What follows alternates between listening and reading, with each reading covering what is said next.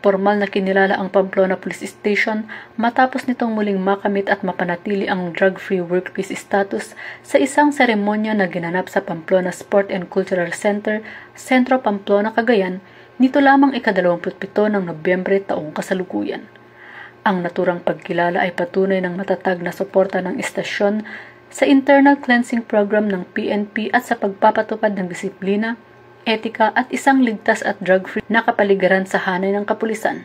Kinatawan ni Police Major Florentino P. Maralag, Acting Chief ng Police Community Affairs and Development Unit, si Police Colonel Mardito G. Anguluan, Provincial Director ng Cagayan PPO, upang ihatid ang pagbati at mensahe ng pagpapalakas loob ng opisyal sa mga tauhan upang patuloy na pairalin ang integridad at kahusayan sa serbisyo.